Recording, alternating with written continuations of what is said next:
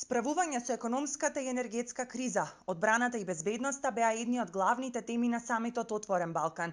Земјите од иницијативата со формирање заеднички групи ќе делуваат во решавање на проблемите со недостигот на струја, високите цени и недостигот на храна. Лидерите се согласија дека мораат заеднички со сплотени сили да си помогнат за да ја преживеат зимата која ќе биде долга и тешка од економски аспект.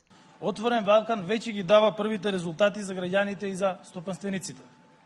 Зелената лента за транспортни возила на граничните премини Ќафасан и Табановце овозможува значително побрз проток на камионите кои превезуваат земјоделски производи или храна. Внимателно следиме како се одвива протокот, дали и каде има застој. Нашите институции се во постојана комуникација со крајна цел на овие зелени ленти целосно да ги отстраниме меѓуграничните рампи и бариери. Да се договориме да формираме работни групи кои што ќе се погрижат за тоа како да ги надминеме тешкотиите околу снабдувањето со храната и од областа на енергетиката заедно, како и меѓусебно да си помогнеме да ја преживееме зимата, затоа што јас сметам дека тоа е од најголем интерес за сите граѓани на нашите три земји. Отворен Балкан е битен и за нашите луѓе.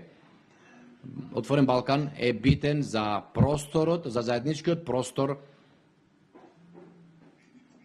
во каде што се раѓаат нашите деца и каде што утре нашите деца ќе преземат во нивните раце нивната судбина. И денес како знаат тоа многу добро, за среќа албанците на Албанија, кои во нашата средба, националната среда која што има каде имаше околу 500.000 граѓани, над 60% ја го поддржаа Отворен Балкан. На самитот се најавија дополнителни олеснувања на границите во пренос на луѓе и стока, заедничко делување во областа на туризмот и културата. Премиерот Димитар Ковачевски, неговиот албански колега Еди Рама и председателот на Србија Александар Вучиќ денеска потпишаа и договор за соработка во областа на заемно признавање на дипломите и степените издадени од високообразовните институции. Македонската министерка за култура заедно со српската и албанската пак потпишаа меморандум за разбирање за културна соработка.